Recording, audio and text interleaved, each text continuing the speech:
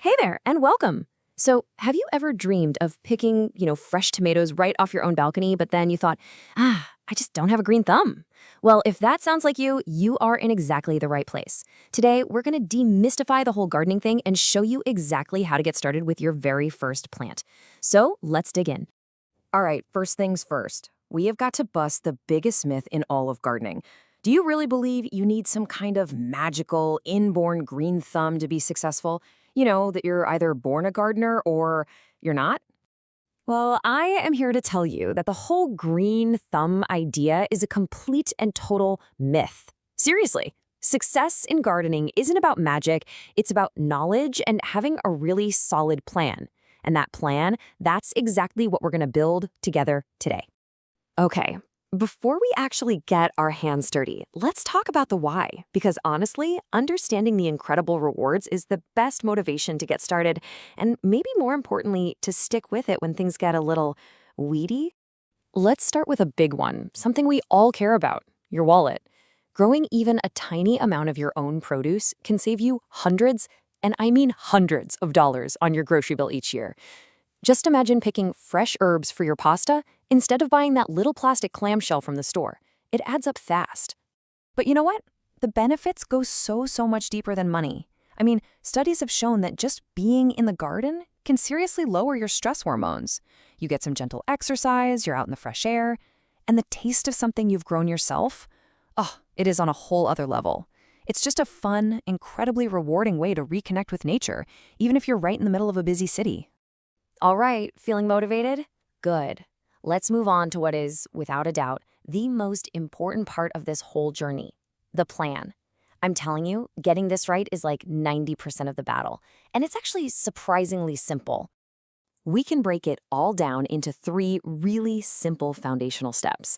First, we gotta find the sun. Second, we decide where our little plant is gonna live. And third, we create the perfect home for its roots. Let's take a closer look at each one of these. Okay, listen up, because this part is totally non-negotiable. Sunlight is literally plant food. So before you do anything else, spend a day being a sun detective. Just watch your balcony, your yard, your windowsill, whatever space you have. Find the spot that gets at least 6 or more hours of direct, unfiltered sunlight. That spot is your prime real estate. Now, soil. It's not just dirt. It's a living, breathing ecosystem. What you're looking at here is pretty much the perfect recipe for happy, healthy roots. And you see that little 5% slice for organic matter? The secret ingredient to boost that in almost any soil is compost.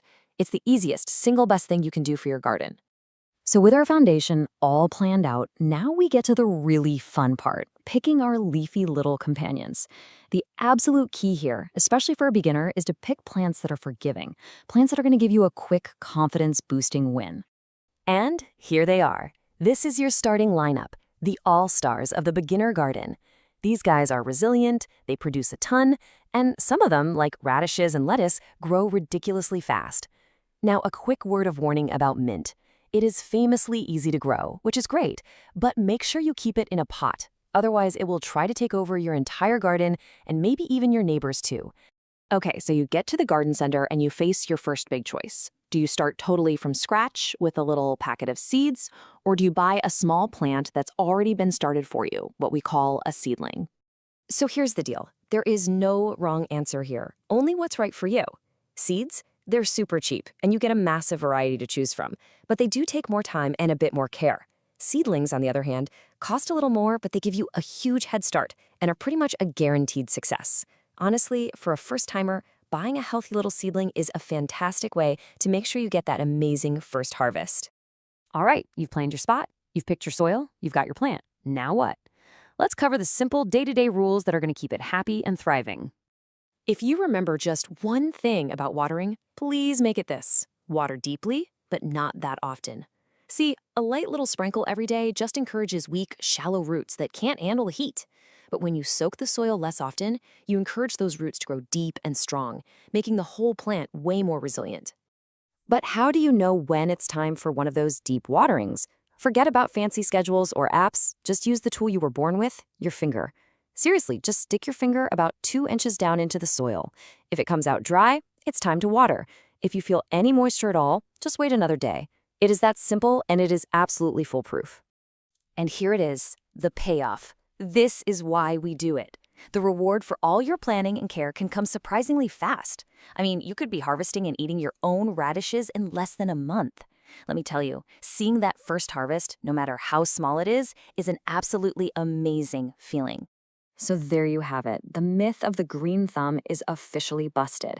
It's really just about a little bit of planning and following a few simple rules. All it takes is that very first step. Your whole gardening journey starts with just a single pot, a single plant. So the only question left is, what are you gonna grow first?